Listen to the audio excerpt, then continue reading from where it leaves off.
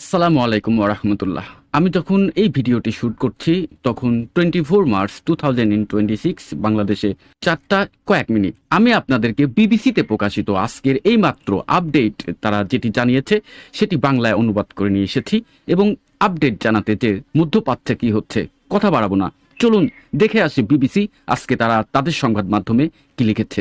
তারা প্রধান একটি শিরোনাম করেছে যে White House says plan for Iran talks remain fluid and oil price come back above $100। অর্থাৎ হোয়াইট হাউস কিন্তু জানিয়েছে যে ইরানের সঙ্গে আলোচনা এখনো চূড়ান্ত হয়নি। তারা বলেছেন যে কোনো ধরনের গুজব বা ধারণাকে এখনই চূড়ান্ত হিসেবে ধরা উচিত নয়।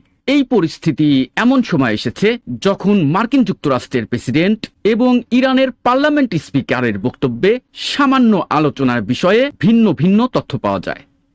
প্রেসিডেন্ট ডোনাল্ড ট্রাম্প কিন্তু আগে জানিয়েছিলেন তিনি ইরানের পাওয়ার প্ল্যান্টে হামলার হুমকি আপাতত স্থগিত করেছেন। তবে ইরান বলেছে এসব আলোচনা ভুয়া খবর।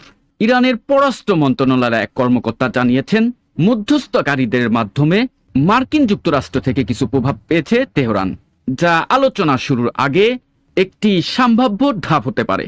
এমন তথ্য কিন্তু সিবিসি নিউজ এবং আমি যে বিবিসি পড়ছি সেটি কিন্তু এখান থেকে কিন্তু এই তথ্যগুলো সংগ্রহ করা।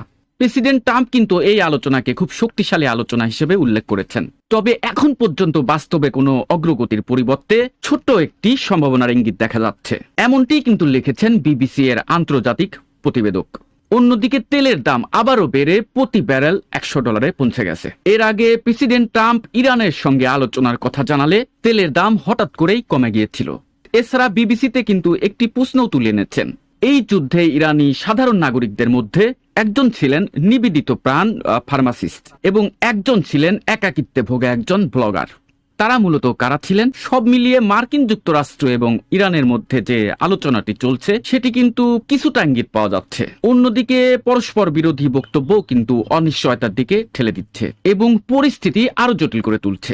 বিশ্ববাসী চাচ্ছে এই আলোচনাটি সামনের দিকে এগিয়ে যাক। আপনার কি মনে হয়, নাকি থেমে যাবে? মন্তব্য করুন। দেখা হচ্ছে পরে আরো সুন্দর একটি ভিডিওতে। সে পর্যন্ত ভালো থাকবেন। আল্লাহ হাফেজ।